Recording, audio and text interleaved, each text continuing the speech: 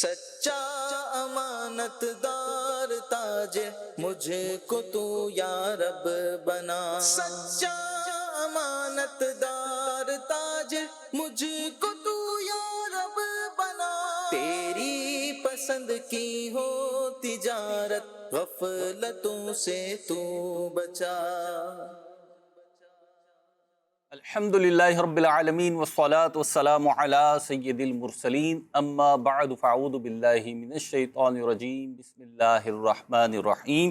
الصلاة والسلام علیک یا رسول اللہ، الصلاة والسلام علیک یا حبیب اللہ، الصلاة والسلام علیک یا نبی اللہ وعلی آلک واصحابک یا نور اللہ۔ مدنی چینل کے ناظرین، پروگرام ہے احکام تجارت، ہمارے ساتھ موجود ہیں ماہر امور تجارت مفتی علی اصغر عطاری مدنی۔ انشاءاللہ حسب معمول آپ کے سوالات ہوں گے اور مفتی صاحب کے جوابات۔ سب سے پہلے درود پاک کی فضیلت سماعت فرمائیے، اس کے بعد انشاءاللہ مفتی صاحب کی بارگاہ میں حاضر ہوتے ہیں۔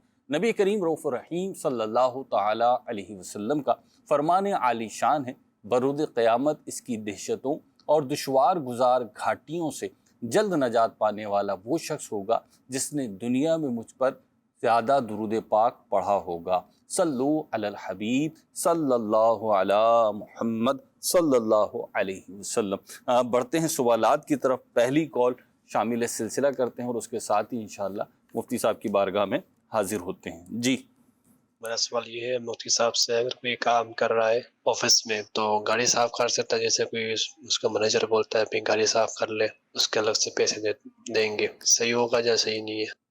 ٹھیک، جی مفتی صاحب۔ بسم اللہ الرحمن الرحیم۔ ایز پر پوزیشن ڈپینڈ کرتا ہے کہ کوئی پیون ہے یا کوئی گارڈ کے لیول کا کوئی ملازم ہے اور کوئی افسر اس کو گاڑی صاف کرنے کے لیے کہے تو ادارے کی طرف سے اس کی اجازت ہے یا نہیں ہے۔ ادارے کی طرف سے اجازت ہے تو پھر تو اس کا جو پیسے دینا ہے وہ ایک طرح سے اضافی چیز ہے نا، کہ آلریڈی وہ ادارے کی بیہاف پر ہی اس سے سروس فراہم کر رہا ہے، لیکن وہ مینیجر یا کوئی اور جو بندہ ہے وہ اس کی سیلری جو اس کو مل رہی ہے اس کام کی، اس کے علاوہ بھی اس کی کوئی خدمت کر دیتا ہے۔ ایک تو یہ صورت بنے گی، اور دوسری صورت یہ بنے گی کہ نہیں، اس کی ڈیوٹی تو کسی اور کام کی ہے اور اس طرح گاڑی وغیرہ صاف کرنا تو اس کو الاؤ ہی نہیں ہے، اور اس نے کام کروایا تو کام کروایا جو ہے اس نے تو اس پر ظلم تو نہیں کیا، اس کی اجرت دی ہے، لیکن ملازم نے اپنے جو کانٹریکٹ ہے اس سے وفا نہیں کی، تو یوں جو ملازم کا کانٹریکٹ ہے اس سے تجاوز کرنا قرار پائے گا۔ تو پہلی صورت اگر ہے تو ٹھیک ہے، اگر دوسری صورت پائی جاتی ہے تو ایسا کرنے کی اجازت نہیں ہے۔ مفتی صاحب، ہمارا ایک سوال آیا، ٹیکسٹ میسیج ہے کہ اگر کسی نے کمایا ہی حرام ہو تو پھر اس کی توبہ کی کیا صورت ہوگی اور اس سے کیسے نکلے گا؟ دیکھیں، توبہ تو اللہ کی بارگاہ میں حاضر دینے کا نام ہے کہ بندہ سابقہ گناہوں پر ندامت کرتا ہے، آئندہ نہ کرنے کا عزم کرتا ہے اور فوری وہ گناہ چھوڑ بھی دیتا ہے، یہی توبہ ہے۔ لیکن ایک بات تو طے ہے کہ اس حرام کی رقم سے خلاصی حاصل کرنا ضروری ہے۔ خلاصے سے مراد یہ ہے کہ یہ رقم جو ہے اس کے لیے استعمال کرنا جائز نہیں ہے، اس سے فائدہ اٹھانا جائز نہیں ہے۔ اب حرام کی رقم کی دو قسمیں بنتی ہیں۔ ایک قسم وہ بنتی ہے کہ جہاں پر بغیر ثواب کی نیت کیے صدقہ کرے گا۔ کچھ قسمیں ایسی ہوتی ہیں جو ملکیت میں آ جاتی ہیں، جیسے سود کی مد میں حاصل ہونے والی رقم جب قبضہ کر لیا تو ملکیت میں آ جائے گی۔ اسی طریقے سے اور اقسام ہیں، لیکن کچھ قسمیں وہ ہوتی ہیں جو انسان کی ملکیت میں کبھی آتی ہی نہیں ہیں، اصل مالک کی ملکیت پر برقرار رہتی ہیں، جیسا کہ رشوت کی رقم ہے۔ اسی طریقے سے اور کئی طرح کی آمدنیاں ہیں، تو وہ اصل مالک کی ملک پر برقرار رہتی ہیں، اور پھر یہ حکم ہوتا ہے کہ جن سے لی ہے انہی کو لوٹائے۔ تو اس تفصیل کی روشنی میں یہ توبہ کرنے والا عمل کرے گا۔ مفتی، ایک اور سوال ہے ہمارے پاس، میں تھوڑا سا اسے وائڈ کر کے بیان کر دیتا ہوں۔ کہہ رہے ہیں کہ مال و دولت میں برکت کن اعمال کے ذریعہ حاصل ہوتی ہے، اور وہ کون سی چیزیں ہیں یا اعمال ہیں کہ جن کی وجہ سے یہ برکت اٹھ جاتی ہے؟ یہ تو پوری ایک کتاب پوچھ لی ہے آپ نے، اور کچھ تلاش کریں گے تو یوٹیوب پر مجھے یاد پڑتا ہے کہ ہم نے ایک پروگرام اس موضوع پر کیا دو تھا، رمضان المبارک میں پروگرام چلا تھا برکت کے اسباب، تو وہاں اعمال بھی ہیں، وظائف بھی ہیں، اور اگر آپ بات کریں کہ عمومی طور پر کچھ چیزیں بتا دیں تو اس میں سر فہرست تو آتا ہے سچ بولنا۔ کاروبار میں جو شخص سچ بولتا ہے تو اس سچ کی وجہ سے برکت جو ہے وہ مٹائی نہیں جاتی، برکت برقرار رہتی ہے، مزید برکتیں ملتی ہیں۔ پھر ہے ایک آدمی کا اللہ تبارک و تعالیٰ کی اطاعت کرنا، جو ہماری عام روٹین کی غلطیاں ہیں اس میں نماز نہ پڑھنا سر فہرست چیز ہے، تو اس غلطی سے محفوظ رہا جائے اور نماز کی پابندی کی جائے، کہ نماز نہ پڑھنے سے تنگی رزق پیدا ہوتا ہے، تنگی رزق کا معاملہ پیدا ہوتا ہے۔ جو نمازی شخص ہوتا ہے اس کو بے شمار برکات جہاں مل رہی ہوتی ہیں، وہیں رزق کی برکت جو ہے وہ بھی اس سے حاصل ہوتی ہے۔ پھر رزق کی تقسیم کا ٹائم ہے فجر کا وقت۔ اب فجر کے وقت جو سویا ہوگا تو رزق کی تقسیم کے معاملے میں ملنے والا جو حصہ ہے اسے سے محرومی رہ جاتی ہے۔ تو یوں دو تین چیزیں یہ ہیں۔ پھر ہے استغفار، اللہ رب العزت کی بارگاہ میں کثرت سے جب استغفار کیا جاتا ہے تو اس سے رزق میں برکت پیدا ہوتی ہے، تو ان چیزوں پر غور کیا جائے۔ شجرہ شریف کے جو وظائف ہیں، جو قادری اتاری سلسلے سے بیت ہے، وہ امیر علیہ سنت کی طرف سے دیے گئے شجرے کو پڑھے، کسی اور صحیح العقیدہ پیر صاحب سے بیت ہے تو پھر ان کی طرف سے جو ملا ہوا شجرہ ہے ان کے وظائف کو پڑھے، کہ یہ شجرہ جو ہے کوئی عام وظیفہ نہیں ہوتا، یہ یوں سمجھیے کہ صدیوں کا تسلسل ہوتا ہے۔ ان وظائف کو جن سینوں سے منتقل کیا گیا ہے، جہاں سے منتقل ہوتے ہوئے آ رہے ہیں، تو وہ سینے ایسے ہیں کہ پوری عمر ان کی بیت جاتی ہے ان وظائف کو پڑھتے ہوئے۔ تو شجرہ شریف کے جو وظائف ہیں بالکل اس کو مضبوطی سے تھام لیں۔ ایک شخص سے میری بات ہوئی، کہیں وہ چلا گیا نا نوکری کرنے، صحیح، ایسے شعبے سے وابستہ تھا وہ، مطلب اچھا نہیں تھا، خطرناک شعبہ تھا، خطرناک، ٹھیک ہے، جائز شعبہ تھا، ٹھیک خطرناک تھا۔ ٹھیک، تو ایک پرائیویٹ نوکری کے طور پر وہ گیا، مجھے پتہ چلا، جاننے والا تھا، میں نے کہا بھائی کہاں چلے گا بھائی، تم نے تو جان کو خطرے پہ پیش کر دیا ہے۔ کہنے لگا کہ بس وہ جاب مل رہی تھی، میں آ گیا یہاں پر۔ اچھا، حالات بہت خراب ہیں وہاں۔ تو میں نے کہا نکل آؤ، کہتا نکل تو نہیں سکتا فوری۔ میں کہا اچھا پھر شجرہ شریف پڑھتے رہو۔ اس نے ویڈیو بنا کے بھیجی، میں جیب میں شجرہ موجود ہے۔ 15 دن کے بعد پتہ چلتا ہے کہ وہاں حملہ ہو گیا، ٹھیک، کئی بندے مارے گئے اللہ اکبر، اور یہ الحمدللہ محفوظ رہا۔ تو شجرہ پڑھنے کی جو برکتیں ہوتی ہیں، کچھ 4 مہینے پہلے کا واقعہ ہے، صحیح، تو شجرہ پڑھنے کی جو برکتیں ہوتی ہیں وہ بے شمار ہوتی ہیں، بے شمار ہوتی ہیں۔ تو یہ مطلب وظائف ہوتے ہیں، اس میں حفاظت کے وظائف ہوتے ہیں، اس کے اندر جو ہے وہ نظر بد سے بچنے کے وظائف ہوتے ہیں، اس کے اندر اور بہت سارے وظائف ہوتے ہیں، تو اس کو پڑھتے رہنا چاہیے۔ مفتی صاحب آپ نے جواب ارشاد فرمایا، تو اس کے اوپر ایک سوال پیش کیا جاتا ہے، تو میں وہ عرض کرنا چاہ رہا ہوں کہ یوں کہتے ہیں بعض لوگ کہ جیسے آپ نے فرمایا کہ نماز نہ پڑھنا یا پڑھنا یہ برکت اور بے برکتی کا سبب ہوتا ہے، تو بعض افراد پھر یوں کہتے ہیں کہ یار یہ ساری جو برکتیں اور بے برکتی ہو رہی ہے ہمارے پر ہی ہو رہی ہے، یہ جو کافر ہیں، یہ جو غیر مسلم ہیں، یہ جو فلاں فلاں ہیں، کھلے عام جو اللہ تعالیٰ کی نافرمانیاں کر رہے ہیں، سونے چاندی میں کھیل رہے ہوتے ہیں، دولت کی فراوانی ہوتی ہے، آسائشیں ہوتی ہیں، تو ان کو نہیں پکڑ ہو رہی۔ ہم ایک گناہ کر لیں گے، جیسے سچ کا بھی آپ نے فرمایا، تو ظاہر سی بات ہے وہ میں جو کہنا چاہ رہا ہوں آپ سمجھ رہے ہیں، تو اس کی بھی کوئی تشفی ہو جائے، کوئی حل ہو جائے۔ اصل میں ایسی باتیں نا سمجھدار آدمی کبھی بھی نہیں کرے گا، جس کی عقل کھسک گئی ہے نا وہ ایسا سوچے گا۔ ایک معتدل مزاج آدمی کبھی بھی ایسا نہیں سوچے گا، کہے گا تقدیر کا لکھا ہے، صحیح، ٹھیک ہے نا، میں یہ کام کروں گا تو بہتری ہو جائے گی، ٹھیک ہے۔ قرآن و حدیث جو ہے وہ ترغیب کیوں دلاتا ہے؟ حدیث مبارکہ میں ترغیب کیوں موجود ہے؟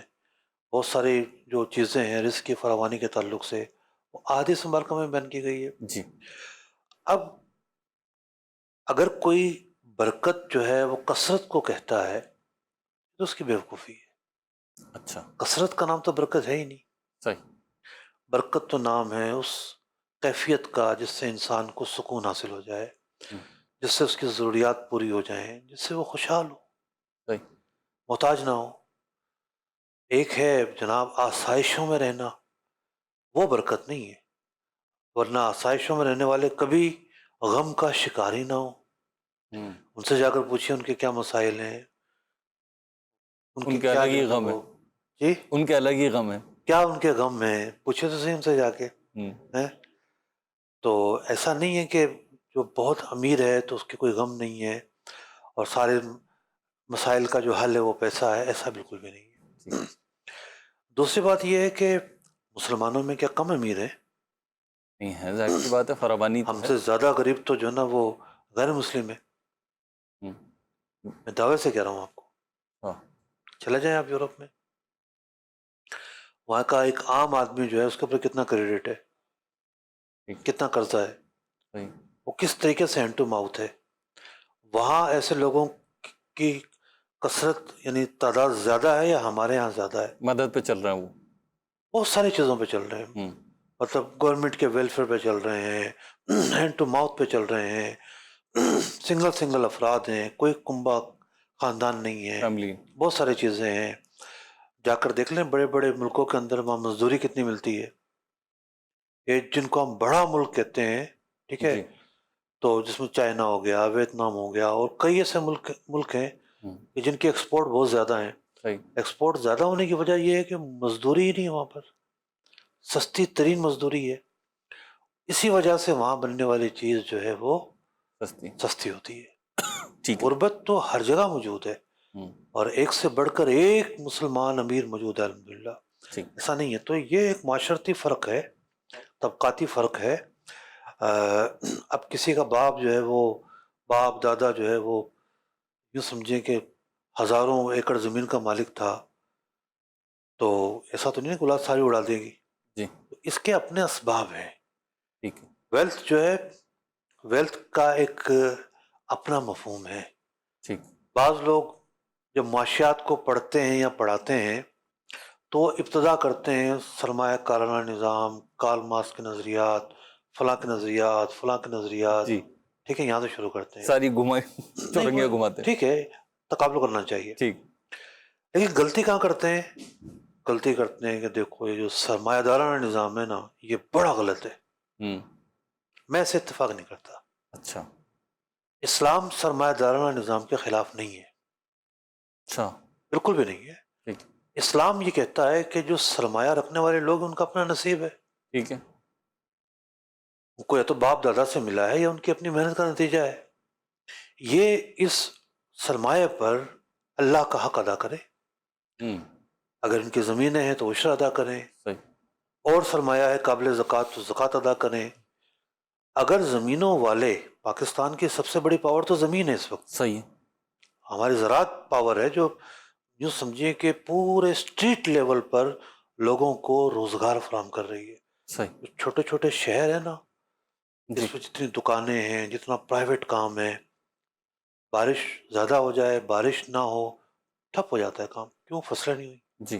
فصل پہ ڈیپینڈ کرتا ہے. شہروں کا کام تو زمینوں پہ چل رہا ہے، زمین والوں کا کام زمینوں پہ چل رہا ہے، زمینوں کے حاریوں کا کام زمین پہ چل رہا ہے. ٹرانسپورٹ میں جو لوگ بیٹھ رہے ہیں، لوڈنگ جو گاڑیاں ہیں ان پہ جو سامان آ رہا ہے وہ زمینوں پہ چل رہا ہے. تو بات یہ ہے کہ زمینوں کا اتنا بڑا عمل دخل ہماری معیشت میں داخل ہے، حصہ داخل ہے. اور پنجاب کا آپ یوں کہیے کہ کوئی 60 سے زیادہ فیصد حصہ آباد ہے. صحیح. جو پوٹوہار کا ایریا ہے جو کہ بالا نہیں ہے یا نہری نظام نہیں ہے، بلکہ کہیے کہ 80% ایریا تو نہری ہے تقریباً پنجاب بھی. تو جہاں بارانی ہے وہاں بھی فصلیں ہوتی ہیں. تو اگر یہ زمینوں والے افراد عشر نکالنا شروع کر دیں، جی.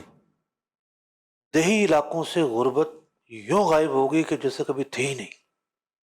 یعنی عشر سے مراد یہ ہے کہ جو اس پہ جتنی فصل ہو رہی ہے، اگر یہ فصل نہری نظام سے ہے یا برساتی اس سے ہے تو یہ فصل جو ہے اس پر عشر نکلے گا، 10% نکلے گا. ٹھیک ہے. اور اخراجات وغیرہ ہوتے ہیں مشینری وغیرہ سے یا اور طریقہ کار ہے تو پھر 5% نکلے گا. ٹھیک یہ غربا کو مستحقین زکوٰۃ کو اگر دیں ٹھیک تو ہے. غربت ختم ہو جائے گی. تو یہ ویلتھ کریشن ہوگی تو تقسیم ہوگی نا. ٹھیک. یہ معاملہ صنعت کار کا ہے، تاجر کا ہے، پیسے والے کا ہے، وہاں زکوٰۃ کا حکم دیا گیا ہے. ہوں. تو زکوٰۃ اگر وہ ادا کرے گا تو اس کا جو سرکل ہے معاشرے کے اندر وہ گھومے گا، اور سرکل کے گھومنے کی وجہ سے جو ہے غربت ختم ہوگی. ٹھیک. تو ویلتھ کا ہم کیسے انکار کر سکتے ہیں؟ صحیح. سرمایہ کی سرکولیشن کا کیسے انکار کر سکتے ہیں؟ یعنی دیکھیں جو بھی اس کے مقابل میں نظریات آئے، جو کچھ بھی ہوا، ہم اس بات کی مخالفت کرتے ہیں کہ ایسا نہیں ہو سکتا کہ ریاست جو ہے مال چھین لے لوگوں کا، ٹھیک ہے. جیسا کہ ایک زمانے میں ہوا. وہ یہ کہتا ہے کہ جناب لوگوں کا کوئی حصہ نہیں ہے، بس وہ محنت کریں گے مزدوروں کی طرح، انہیں روٹی پانی ملے گا، بس سرمایہ کا، ملکیت کا کسی کو کوئی حق نہیں ہے. ہوں. تو ایسا نہیں ہے. اسلام جو ہے اس کی تعلیمات معتدل ہے. وہ مالکانہ حقوق کی وہ تائید کرتا ہے، رائٹس فراہم کرتا ہے. جس کی جو آمدنی ہے، جو کمائے گا وہ اس کا مالک ہوگا، وہی قانون دیتا ہے. وہ اس بات کی ترغیب دیتا ہے اور بلکہ لازم کرتا ہے کہ اس سے معاشرے کے نادار لوگوں کا حصہ دیا جائے. ہوں. تو سرمایہ کا تعلق جو ہے وہ مختلف اسباب سے ہے. ٹھیک ہے. یعنی مفتی آپ کی بات کا جو اگر میں خلاصہ کرنے کی کوشش کروں، جو میں انڈرسٹینڈ کر سکا ہوں، کہ کسی کے پاس مال ہونا برا نہیں ہے. نمبر ایک وہ کن ذرائع سے ہے یہ دیکھ لیا جائے، دوسرا ہے اس کا حق ادا کر دیا جائے، تو ٹھیک ہے. ٹھیک ہے. مفتی صاحب کال بھی ہے لیکن میرے پاس ایک سوال ہے اور مجھے ایسا لگ رہا ہے کہ ٹیکسٹ میسج جو ہے تو اب آپ کا وہ جو اصل سوال تھا نا کہ جی کافر یوں ہیں، فلاں یوں ہیں، یہ سوال بنتا نہیں ہے. ٹھیک. ہم نے بات خلاصہ یہ کیا کہ بھی دولت کا آنا اس کے اپنے اسباب ہیں. صحیح. اگر کوئی کافر بھی ایسا ہے کہ جناب اس کے باپ دادا لینڈ لارڈ تھے، راجہ مہاراجا تھے، خاندانی زمینیں تھیں، وہ اس کا مالک ہوا ہے تو وہ ہے. ٹھیک. مسلمانوں میں بھی یہ معاملہ ہے، صحیح. ایک سے بڑھ کر ایک امیر گزرے ہیں. ٹھیک. ٹھیک ہے. تو اگر کسی نے خود اپنی آمدنی سے کمایا ہے تو مسلمان بھی کم تھوڑی ہیں، ایک سے بڑھ کر ایک امیر موجود ہے، ایسے ہی. ایک سے بڑھ کر ایک ہے. اتفاق سے آپ نے جو آخری بات کی ہے سوال اسی سے ریلیٹڈ ہے، یعنی اسی سے متعلق ہے، موضوع تقریباً وہی ہے. سوال یہ ہے کہ یہ کہہ رہے ہیں کہ میرا مفتی صاحب سے سوال ہے، آج کل وراثت میں اپنا حصہ مانگنے سے لوگ اس بات کا خوف رکھتے ہیں کہ اگر وراثت سے حصہ مانگا تو رشتہ دار بہن بھائی رشتہ ختم کر دیں گے. اب ہمارے والدین کے انتقال کو 19 سال ہو گئے لیکن ابھی تک وراثت تقسیم نہیں ہوئی ہے. دیکھیں سورہ نساء کے اندر اللہ رب العزت نے بہت تفصیل کے ساتھ وراثت کے مسائل کو بیان فرمایا ہے. وراثت کو دینے کا حکم ارشاد فرمایا ہے. وراثت کے جو اس کا مالک ہے، اس مالک کو اس کا حق دیا جائے، اس پر قبضہ نہ کیا جائے. خاص طور پر جو کمزور افراد ہوتے ہیں، اس میں نابالغ بچے ہو گئے یا خواتین ہو گئیں، اس کے تعلق سے اضافی تاکیدیں بیان کی گئی ہیں. تو ہمارا یہ المیہ جو ہے وہ دو طرح کا ہے. بعض جگہوں پر تو واقعتاً ایسا ہوتا ہے کہ وہ شادیاں تک نہیں کرتے لڑکیوں کی کہ وراثت اور خاندان میں چلے جائے گی. یہ جہاں جاہلانہ وڈیرہ شاہی ہوتی ہے وہاں ایسا ہوتا ہے.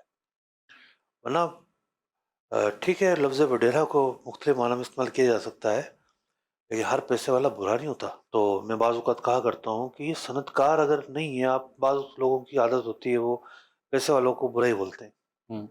یہ اگر فیکٹری نہیں لگائیں گے تو بھائی مزدور کو روزی کہاں سے ملے گی؟ ٹھیک ہے. بعض شعبے ایسے ہوتے ہیں.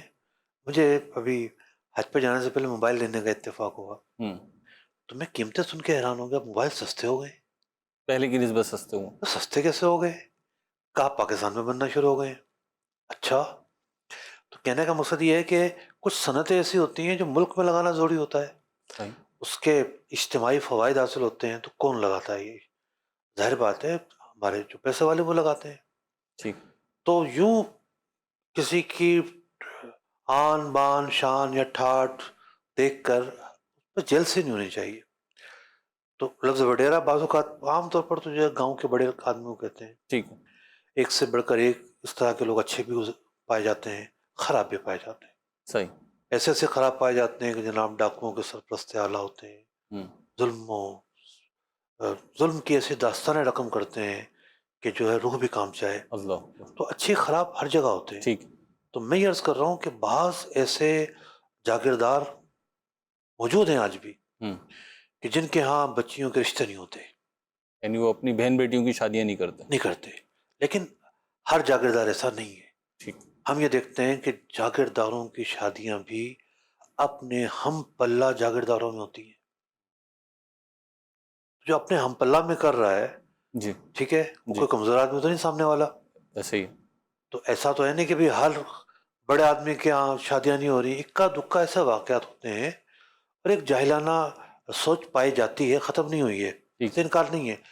ہر آدمی ایسا کر رہا ہے ایسا نہیں ہے. ٹھیک ہے. اسی طریقے سے اگر ہم متوسط سطح پر آ جائیں, چھوٹی سی جائیداد ہے, چھوٹی سی چیز ہے, تو وہاں بعض اوقات ڈیلے ہونے کے مختلف اسباب ہوتے ہیں. ٹھیک. بیٹھ نہیں پا رہے ہوتے, شرما شرمی ہوتی ہے, بات نہیں کر پا رہے ہوتے, اپنی بات کہہ نہیں پا رہے ہوتے. تو یہ کچھ ایسے سماجی رویے ہوتے ہیں, وہ اس کی جو ہے وہ بنیادی جڑ ہوتے ہیں. صحیح. ان سب چیزوں کا, بلکہ میں تو یہ کہتا ہوں کہ دنیا کی ہر چیز کا حل ہے آپ انگیج کریں, سامنے والے کو بات کریں. ٹھیک ہے نا. بات کرنے کا مطلب لٹ مارنا نہیں ہے, ہلکے پھلکے انداز میں, ضمناً اشارتاً. پھر ایک کوئی ایسا ماحول بنتا ہے تو پھر کھول کے بات کریں, اس بات کو بھی لڑائی کی طرف نہ لے جانے دیں, بلکہ سیٹلمنٹ کی طرف لے جانے دیں. صحیح. کہ بھائی آپ کو کوئی مجبوری ہے تو ہم تھوڑا سا ٹائم دے دیتے ہیں, تھوڑا سا ایک پلان طے کر لیں, تھوڑا سا ایک روٹ بنا لیں, کس طرح ہوگا, کب تک ہوگا, کیسے ہوگا. نیتیں اچھی ہوتی ہیں تو بڑے اچھے حالات و واقعات پیدا ہو جاتے ہیں اور چیزیں حل بھی ہو جاتی ہیں. جی. تو ہمارے ہاں جو فاصلے ہیں نا, وہ مسائل کا جڑ ہے.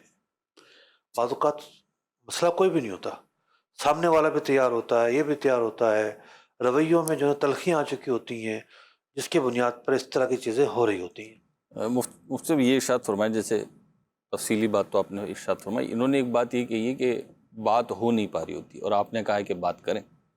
تو اس میں ایکشن کون لے؟ مطلب ایک شخص ایسا ہے جس کا جائیداد وغیرہ پہ اختیار ہے یا قبضہ ہے یا جو بھی لفظ استعمال کر لیں, اور یہ میں پازیٹیو وے میں بات کر رہا ہوں, نیگیٹو وے میں بات نہیں کر رہا, اس کے پاس چیزیں ہیں, اور دوسرے وہ ہیں کہ جن کے پاس نہیں ہیں.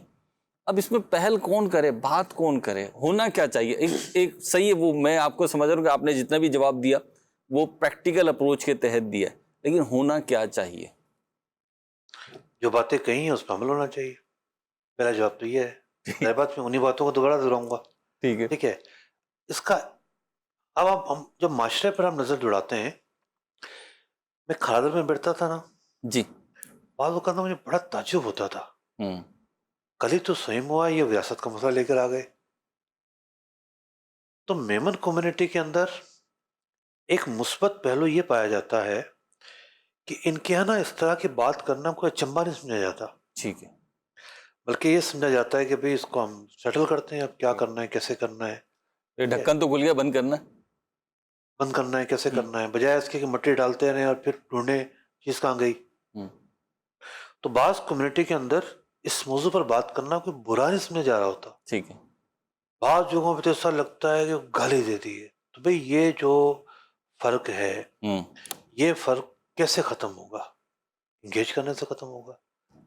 جو صاحب حق ہے, جو مثال کا دو چار بہنیں ہیں, سب آپس میں ذرا سلام مشورہ کریں اور کہیں کہ بھئی ہم اس طرح بیٹھ کے بات کریں گی, وہ بھی سنیں گے, بھائی ہیں یا بھائی ہوتے ہیں عام طور پر, تھوڑا سا رسپانس دیں گے, نہیں دیں گے, پھر کبھی پھر بات کریں گے.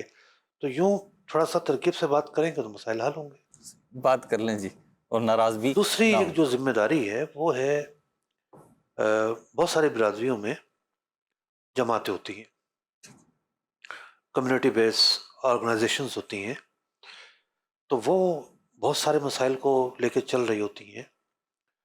کوئی تنازع ہوتا ہے, کوئی اور پرابلمز آتی ہیں, اس کو لے کر چل رہی ہوتی ہیں, ڈیل کر رہے ہوتے ہیں, ڈیل کر رہے ہوتے ہیں. ان کی بھی یہ ذمہ داری بنتی ہے کہ وہ برادری لیول پر علماء کرام کے اس موضوع پر پروگرام کروائیں, اور لوگ بیٹھے ہوئے ہوں, اور مطلب جا کر وہ جمع کیا جائے اور ایک پیغام دیا جائے, لوگوں کے اندر احساس جاگے. میں ایک شہر میں گیا اور میں کچھ چھوٹی جگہ نہیں بیٹھا ہوا تھا, چیمبر آف کامرس میں بیٹھ کر میں بیان کر رہا تھا, بڑے بڑے لوگ تھے. یہی موضوع تھا، وراثت اور حق اور منتقل ہو جانا. اور ایک صاحب کھڑے ہوتے ہیں، ان کو بڑی یہ مطلب کہ حیران کن یہ باتیں لگی کہ لگے اس طرح تو سب کچھ چلا جائے گا، کچھ بھی نہیں رہے گا. تو یہ بات واضح کر رہی تھی کہ اسلامی جو تعلیمات ہیں اس کے بارے میں ان کی آگاہی نہیں تھی. ان کو یہ نہیں پتا تھا کہ وراثت کے قوانین کیا ہیں، حقوق ملکیت کیا ہیں، ملکیت کس طرح منتقل ہو جاتی ہے، سب اس کے مالک ہو جاتے ہیں. تو یہ پتہ نہ ہونے کی وجہ سے وہ ایک حیرانگی کا اظہار کر رہے تھے اور ایک اچنبے کی بات سمجھ رہے تھے. تو یوں سمجھانے سے تبدیلی تو آتی ہے، معاشرے میں تبدیلی لانے کے یہی اسباب ہوتے ہیں. ٹھیک، مفتی صاحب کا جواب بھی سنا آپ نے، اور دارالفتہ اہل سنت کا فتویٰ ہے رسالے کی صورت میں مال وراثت میں خیانت نہ کیجیے. تو براہ کرم اس کو پڑھ لیجئے، انشاءاللہ فائدہ ہوگا. اور جیسے مفتی صاحب نے جو اصول اور ٹپس دی ہیں ان کو اختیار کیجیے. اللہ تعالی ہمیں کسی کا بھی ناحق ایک روپیہ بھی دبانے سے محفوظ فرمائے. کال شامل کرتے ہیں کو. جی سوال یہ کرنا تھا، کمپنی ہے تو وہ چاہتا ہے کہ اگر جیسے یہ فیکٹری ابھی اللہ نہ کرے تو کچھ ہوتا ہے، زیادہ بچوں کو حصہ دینا پڑتا ہے تو اس سے وہ کاروبار ڈسٹرب ہوتا ہے. تو کیا وہ اپنی زندگی میں اپنی کو اپنے بیٹوں کو مطلب وہ سب کو ایک پارٹنر بنا کے ایک کمپنی میں سب کو پارٹنر بنا سکتا ہے؟ یہ مطلب جیسے کہ بعد میں وہ مسئلے نہ ہو، تاکہ حصے جو دینے کے ہوتے ہیں بچیوں کے. تو 3 بیٹیاں اور 2 بیٹے ہیں تو ان میں مطلب شیئر کر کے سب کو وہ پارٹنر بنا سکتا ہے. جی مفتی صاحب. دیکھیں حاجی صاحب، بات یہ ہے کہ جو آپ سوچ رہے ہیں بالکل ایسا ممکن ہے، اور زندگی میں بہت سارے طریقے ہوتے ہیں جس سے بندہ اپنی ملکیت کو ٹرانسفر کر دیتا ہے اولاد کی طرف. جس طریقے سے آپ کوئی بھی اہم کام کرنا چاہتے ہیں، آپ اس کے ماہر سے مشورہ لیتے ہیں. اس کو مکمل سیٹلمنٹ کی طرف لانے کے لیے مرکز الاقتصاد الاسلامی جو ہمارا اسلامک فائنینس سینٹر ہے تو اس کی طرف آپ رجوع کریں. تو آن لائن میٹنگ بھی کر سکتے ہیں آپ، کوئی ہماری فیس نہیں ہے کہ میں آپ کو فیس کے لیے دعوت دے رہا ہوں. مقصد یہ ہے کہ جس موضوع کو آپ نے چھیڑا ہے اس موضوع کو ایگزیکیوشن کرتے ہوئے اینڈ تک پہنچانا ہے. تو جو ایگزیکیوشن کے مراحل ہیں وہ کیا ہوں گے، کیسے ہوگا، اس کو ایک مرتبہ بیٹھ کے آپ کو سمجھنا ہوگا.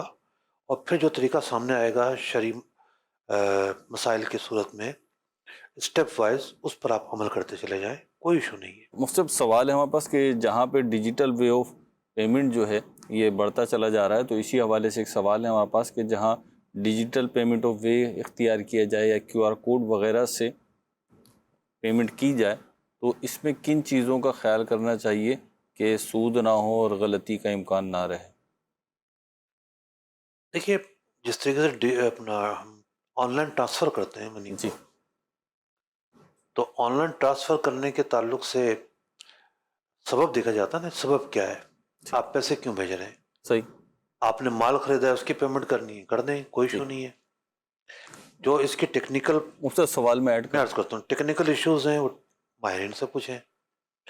ہم سے سود اور دیگر غیر شرعی باتوں کے تعلق سے پوچھا گیا ہے تو وہاں دیکھیں کوئی معاہدہ ایسا نہیں ہونا چاہیے جس میں غیر شرعی بات پائی جائے. ٹھیک ہے. بعض اوقات جو چھوٹی چھوٹی جو فائنینس کمپنی آئی ہیں، خاص طور پہ جو موبائل فائنینس کمپنیاں ہیں، جی موبائل والیٹ وغیرہ. یہاں کچھ پرابلمز ہیں، زیادہ نہیں ہے، ٹرانسفر میں پرابلم نہیں، اتنے پیسے رکھنے میں پرابلم ہے. صحیح. ٹرانسفر میں تو نہیں پرابلم اتنی، ٹھیک. آپ فیس دیں اور پیسے ٹرانسفر کر دیں. صحیح. تو وہ جو بینیفٹس اناؤنس کرتے ہیں کہ جب اتنے پیسے رکھیں ہیں تو اتنے بینیفٹ ملیں گے، وہاں پرابلم ہے، وہ سودی معاملہ چلے جاتے ہیں. ٹھیک. کال دیجیے. سوال یہ ہے کہ اگر میں نے اپنا ایک مکان کرائے پہ دیا ہوا ہے اور جو میرے کرایہ دار ہیں وہ بہت غریب ہیں، میں اپنی زکوٰۃ اگر ان کو کرایہ نہ لو یا کرایہ ان سے کم لو، میرا اگر مکان ہے 20,000 کا پر منتھ تو میں ان کو 15,000 میں دے دوں یا 10,000 میں دے دوں، اور 10,000 میری زکوٰۃ اس طرح ادا ہو جائے گی یا نہیں ہو جائے گی؟ جی نہیں، ایسے تو زکوٰۃ ادا نہیں ہوگی آپ کی. زکوٰۃ آپ کو الگ سے دینی پڑے گی ان کو، اور اسی سے وہ کرایہ دے دیں، جو بھی کریں اس سے وہ آپ کرایہ اپنا پورا لیں، جو زکوٰۃ ہے اس کو الگ رکھیں، کرایہ کو الگ رکھیں. زکوٰۃ آپ ان کو دیں جتنی بھی دینی ہے، اور وہ اس کو کرایہ میں ڈالیں، کسی اور ضروریات میں استعمال کریں. یوں یہ ہے کہ ہو سکتا ہے. مفتی ایک سوال ہے میرے پاس پہلے سے آیا ہوا ہے. سوال یہ ہے کہ اپنی سی وی وغیرہ میں اپنی جو قابلیت ہوتی ہے وہ بہت بڑا چڑھا کر بیان کی جاتی ہے. میں اس میں ایک چیز ایڈ کر دیتا ہوں کہ جب جاب انٹرویو وغیرہ بھی ہوتا ہے تو وہاں پہ ظاہر سی بات ہے جو ٹریننگ وغیرہ سیشن ہوتے ہیں اس کے انٹرویوز کے، اس میں بھی یہ چیزیں پیش کی جاتی ہیں کہ جی آپ نے جو ہے وہ کانفیڈنٹ رہنا ہے، اور اس وقت کمپنی جو بھی چیزوں کی آفر کر رہی ہے، جیسے اگر کوئی آئی ٹی کے شعبے میں جا رہا ہے تو اس حوالے سے، یا جس بھی شعبے میں جا رہا ہے تو جو بھی چیزیں آنی ہیں آپ نے یہ مطلب یہ کہنے کی کوشش کرنی ہے جی میں کر لوں گا. اور یہ سمجھ میں بھی آتا ہے کہ جس وقت انٹرویو ہو رہا ہے اگر اس وقت یہ بہت ہی سادگی اور عاجزی کے ساتھ پیش آئے گا تو شاید پھر سلیکشن مشکل ہو جائے گی. تو بہرحال اب اس کو کیا کرنا چاہیے؟ اب دیکھیں میں کوئی موٹیویشن اسپیکر تو ہوں نہیں، یہ سوال تو شرعی ہے. نوعیت کا ہے، انہوں نے پوچھا کہ شرعی نوعیت کا تو نہیں ہے، بڑھا چڑھا کر پیش. شرعی نوعیت کا تو نہیں ہے. اس کا موضوع ہے ہاؤ کین وی میڈ سی وی. میرے پاس 1 گھنٹہ بولنے کے لیے ہے اس پر، جی ٹھیک ہے. لیکن آپ بولیں گے نہیں. میں 3-4 جملے عرض کروں گا صرف. دیکھیں جتنی لمبی سی وی ہوگی نا اتنا ہی کوئی اٹھا کے فائل رکھ دے گا، کون پڑھے؟ آج کل کسی کے پاس پڑھنے کا ٹائم نہیں ہے. نمبر 1 بات، مختصر بات رکھیں. جی اور پھر ایک آدمی کی کئی جہتیں ہوتی ہیں نا. پتہ چلا کہ جناب آپ گئے ہیں انٹرویو دینے، ایک مثال ہے آئی ٹی کے لیے، جی اور آپ نے اپنے سی وی میں لکھا ہوا ہے کہ میں نے جی وہ ایک الیکٹرک کا بھی کورس کیا تھا. آئی ٹی اور الیکٹرک کا آپس میں کیا تعلق ہے؟ ہوں تو انسان جیسی جاب ہے اس کے متعلقہ چیزیں لکھیں، سب کچھ لکھنے کی عادت ہی نہیں ہے. ٹھیک ہے، سی وی میں جتنی مرضی چیزیں لکھ دیں، اصل چیز تو انٹرویو ہے، صلاحیت ہے. صحیح. تو انٹرویو میں آپ کو جانچا جاتا ہے، اور وہ بھی کب جانچا جاتا ہے کہ جب آپ کی سی وی بہت مختصر ہو، متعلقہ چیزیں ہوں، بڑے بڑے دعوے نہ ہوں، تو پھر آپ کو جو ہے وہ جانچا جاتا ہے.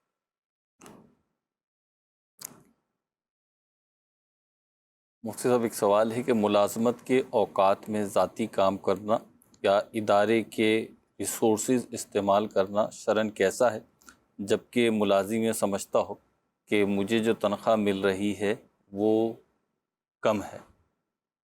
یہ 2 سوال میں نے مرج کر کے بیان. ابھی تھوڑی دیر پہلے ہم بات کر رہے تھے نا کہ رزق کی تنگی، رزق کی خامی، پریشانیاں کی ایک بہت بڑی وجہ نا خیانت بھی ہے. کہ جب ہم جس جاب کے ساتھ وابستہ ہوتے ہیں اس کے ساتھ ہم دیانت کا مظاہرہ بعض اوقات نہیں کرتے. وہاں ہم جو ہے وہ جتنا معتدل کام کر سکتے ہیں اتنا کریں گے تو ہم ایماندار کہلائیں گے، ہم کبھی بھی خائن نہیں کہلائیں گے. بعض لوگ بہت زیادہ وقت دینے کو امانت سمجھتے ہیں. ٹھیک ہے. بعض لوگ یہ سمجھتے ہیں کہ ہم نے بہت زیادہ کام کیا ہے. حالانکہ ہوتا یہ ہے کہ کام ہوتا ہے اسمارٹنس کے ساتھ. Smart work. ایک کام ہے نا وہ رزلٹ کو پہنچے. صحیح. آپ 4 دن لگے رہے ہیں، آپ نے پتہ نہیں کیا کچھ فل کر دیا، رزلٹ کچھ بھی نہیں ہے. ایک پروجیکٹ آپ کو اسائن کیا گیا، آپ نے اس میں 50 تخیلات، 50 افکار اور 50 چیزیں جمع کر دی ہیں، لیکن جو نتیجہ نکلنا تھا وہ تو کیا ہی نہیں ہے. ہوں. اس میں ایگزیکیوشن نہیں ہے، اس میں اینڈ نہیں ہے، اس میں اور چیزیں نہیں ہیں. تو کہنے کا مقصد یہ ہے کہ بعض اوقات ہمارے اپنے معیارات ہوتے ہیں. صحیح. ہم یہ سمجھتے ہیں کہ ہم نے بہت کام کیا ہے، لیکن اگر اس کو ایک سلیم الطبع آدمی یا جو اس فیلڈ کا ماہر ہے اس سے مشورہ کیا جائے کیا اس کام کو معتدل کام کہا جائے گا. دیکھیے ایک بعض اوقات ایسا ہوتا ہے R&D کے کاموں میں اور اس طرح کی چیزوں میں کچھ چیزیں ایسی ہوتی ہیں اس کے اندر رزلٹ لیٹ آتا ہے، کچھ صحیح. کوششیں ہوتی ہیں پہلے، کچھ تجربات ہوتے ہیں پہلے، لیکن ہر کام ایسا نہیں ہوتا. صحیح. مثال کے طور پر ایک بندہ ایڈمن ہے، جی. اب وہ ایڈمن بیٹھا ہوا تو ہے لیکن اس کو یہ نہیں پتا کہ صفائی کروانا اس کا کام ہے، مہمانوں کا استقبال کرنا اس کا کام ہے، مینٹیننس اس کا کام ہے. وہ بس آ کے بیٹھ جاتا ہے اور جو مرضی ہوتا رہے. اور وہ کہے میں سارے دن تو بیٹھا رہتا ہوں، موجود تو ہوں. میں تو ڈیوٹی کے بعد بھی 2 گھنٹے بعد جاتا ہوں، صحیح. لیکن وہاں بلب فیوز ہے، پنکھا ہوا نہیں دے رہا، صفائی کا برا حال ہے، جس کا جو کام کرنا تھا وہ کام نہیں ہو رہے. تو یوں یہ جو ہے نا وہ معیارات ایسے نہیں ہیں. تو ایک طرف تو یہ غفلتیں پائی جاتی ہیں، اور دوسری طرف غفلت کیا پائی جاتی ہے کہ ڈیوٹی کے اوقات میں بس ہم نے ساری دنیا کے کام نپٹانے. جس کام پر سیلری مل رہی ہے وہ کام نہیں کرنا. یہ جو نا ایک بہت بڑی کمی ہماری قوم میں پیدا ہوتی جا رہی ہے. اور موبائل آنے کے بعد زیادہ، موبائل آنے سے پہلے اس کا ریشو کم تھا، تو زیادہ ہو رہی ہے. لوگ پیچھے پورا اپنا کاروبار چلا رہے ہوتے ہیں، پورا اپنا جناب ایک الگ بزنس چلا رہے ہوتے ہیں، جی ٹھیک ہے، اور کہنے کو ڈیوٹی پہ بیٹھے ہوئے ہیں. تو یہ خیانت ہے. کم کیا اور کہیں اور کا کام کیا اور اس حصے کی سیلری پوری لی، یہ تو مالے حرام ہوگا. میں اس کو ایک اور سینیریو میں سمجھنا چاہتا ہوں، شرعی پہلو کو جاننا چاہتا ہوں. ظاہر سی بات ہے میں کہ لوگ اپنی پرائم ڈیوٹی میں اپنی جو سیکنڈ جاب ہے یا سیکنڈ اپنا ان کا جو سائیڈ بزنس ہے اس کو فوکس کر رہے ہوتے ہیں.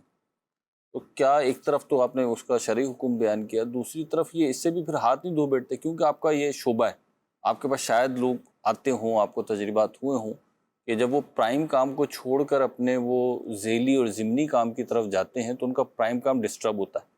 اور یہ ڈسٹربنس کوئی بھی کمپنی ہو، کوئی بھی ادارہ ہو، ایون ان کا اپنا ہی بزنس کیوں نہ ہو، وہ ایک وقت تک افورڈ کرتا ہے اور پھر جو ہے نا اس کے کیا کہنا چاہیے اپوزٹ رزلٹ جو ہے نا وہ الٹے رزلٹ آنا شروع ہو جاتے ہیں. اصل میں یہ بہت وسیع معاملہ ہے. پرائیویٹ جابس میں بھی حال برا ہے. ایز پوزیشن دیکھی جاتی ہے، اچھی پوزیشن کے لوگ کام کیے بغیر چارہ نہیں ان کو. ٹھیک. مثال کے طور پر کچھ پوزیشنس ایسی ہوتی ہیں ان کا کام ہر وقت یوں واچ میں آ جاتا ہے کہ مثال کے طور پر صفائی ہے، ہر آدمی کو نظر آ رہی کہ صفائی نہیں ہوئی، ٹھیک ہے، وہ تو روزانہ امتحان سے گزر رہا ہے. صحیح، وہ تو کچھ فوراً چپڑ میں بیٹھ کے کام کر رہے ہیں تو اس کی پوشیدگی کچھ عرصہ رہتی ہے، لمبی بھی ہو جاتی ہے، پھر بھی لوگوں کو پتہ چل جاتا ہے. بعض اوقات لوگ باتیں کر رہے ہوتے ہیں اور وہ سمجھتا ہے کہ میں ٹھیک ہوں. ٹھیک. سرکاری اداروں میں جائیں تو وہاں بھی بڑی عجیب و غریب صورتحال ہے. کچھ اچھے ادارے ہیں، مینجمنٹ وائز بہت اچھی صورتحال ہے، بعض اوقات کمزوری ہے. جیسے ایجوکیشن کا شعبہ ہے، ٹھیک. ایجوکیشن کے شعبے میں جو اسٹوریاں سننے کو ملتی ہیں، جی اب جا کے تم جو ہے نا وہ کے ذریعے حاضری کا سلسلہ شروع ہوا ہے. اب بھی سننے میں آتا ہے کہ لوگ آتے ہیں، حاضری لگاتے ہیں، چلے جاتے ہیں، پھر دوبارہ آتے ہیں، لگاتے ہیں. تو اس ایک آدمی کی غفلت سے پورا علاقہ ڈسٹرب ہوتا ہے نا. وہ ٹیچر ہے، اس کو پڑھانا ہے، وہ بچے اس کا پڑھیں گے ہی نہیں، جی. کیا کریں گے وہ. پروگرام کا وقت اختتام کو پہنچا. دیکھتے رہیے مدنی چینل. صلو علی الحبیب صلی اللہ علی محمد صلی اللہ علیہ وسلم. سچا امانت دار تاجر مجھے کو تو یا رب بنا. سچا امانت دار تاجر مجھے کو تو یا رب بنا. تیری پسند کی ہو تجارت غفلتوں سے تو بچا.